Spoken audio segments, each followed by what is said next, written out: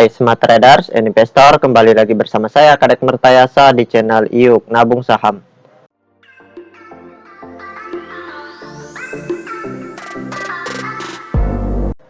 Nah, di episode kali ini kita akan membahas salah satu perusahaan yang di-request oleh PITIX. Kode sahamnya AGRS. Nama perusahaannya yaitu PT Bank IKB Indonesia Tbk. Oke, untuk mempersingkat waktu, langsung saja kita cek datanya di aplikasi iPod. Jika Anda menyukai konten-konten kami mengundang Anda untuk mengklik tombol like dan subscribe agar Anda mendapatkan video terbaru kami setiap minggunya.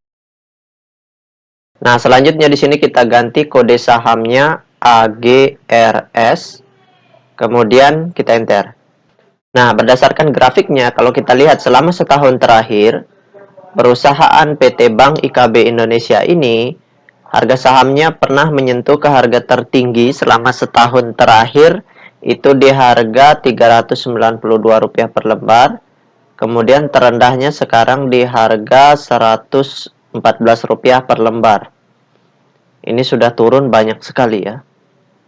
Nah, sekarang kita ingin lihat apa yang dilakukan oleh investor besarnya dari tanggal 2 Juni ya, selama sebulan terakhir kita ingin lihat dari tanggal 2 Juni sampai dengan tanggal 29 Juni. Kita ingin lihat apa yang dilakukan oleh investor besarnya. Apakah mereka akumulasi, distribusi, atau do nothing seperti itu. Oke, kita cek data broker summary-nya. Kita klik kolom Broksum. Nah, selanjutnya di sini kita ganti kode sahamnya AGRS. Kemudian tanggalnya kita ganti dari tanggal 02 Juni 2022 sampai dengan tanggal 29 Juni 2022. Oke, kita show.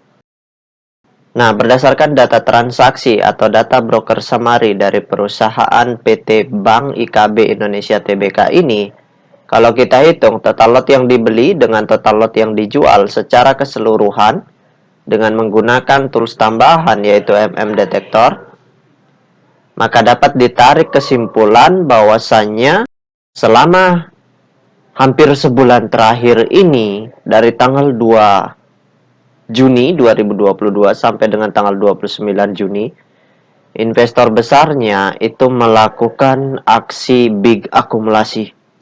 Nah, karena investor besarnya big akumulasi, maka sebaiknya kita mulai memantau perusahaan ini.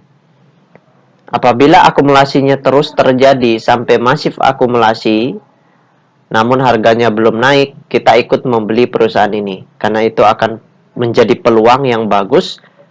Karena setelah mereka akumulasi, kita akan menunggu mereka markup atau memborong harga sahamnya kembali agar naik kembali ke harga 300-an seperti itu. Ya, yang penting kita mau sabar, maka kita bisa mengambil opportunity ini. Jadi kalau yang scalper itu jarang memang yang memiliki atau yang melirik perusahaan-perusahaan seperti ini. Karena swing trader atau scalper itu tidak suka dengan perusahaan-perusahaan yang seperti ini. Tapi kita yang sebagai investor justru melihat ini sebagai opportunity yang sangat bagus. Oke, sekarang kita tutup data broker summary-nya. Nah, sekali lagi bagi rekan-rekan investor yang ingin bertanya atau yang ingin request, silakan komen di kolom komentar. Untuk yang ingin bergabung di grup channel Telegram kami, silakan klik linknya ada di kolom deskripsi. Nah, selanjutnya kita cek data peta kepemilikannya. Nah, berdasarkan hasil riset yang saya lakukan, dengan mengumpulkan data-data dari SRO Bursa Efek Indonesia dan data-data dari sebagian sekuritas, maka dapat ditarik kesimpulan bahwasanya perusahaan PT Bank IKB Indonesia Tbk ini 42,6% sahamnya telah dicetak dalam bentuk scriptless. Nah, dari 42,6% saham yang beredar di publik, ternyata kepemilikan investor besarnya di sini sangat besar. Di mana total kepemilikan investor besarnya sebesar 81,4%. Maka dari itu, perusahaan ini layak untuk investasi jangka panjang. Nah, ketika mereka terus akumulasi di bawah seperti ini, maka ini menjadi opportunity yang sangat bagus kita juga mengumpulkan saham-saham yang dijual oleh investor retail atau investor semi retailnya di pasar reguler seperti itu.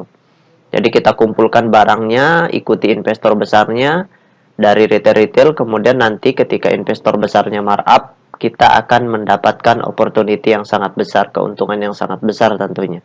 Tetapi harus sabar seperti itu. Nah, ini tidak direkomendasikan untuk scalper, untuk swing, itu sangat istilahnya tidak cocok lah kalau memang tidak sanggup sabar seperti itu. Ini hanya cocok untuk yang investasi jangka panjang, setahun, 2 tahun, seperti itu. Nah, kemudian kepemilikan investor retail di sini kategorinya sudah mulai cukup besar, yaitu 15,1%. Ya, ini termasuk cukup besar ya.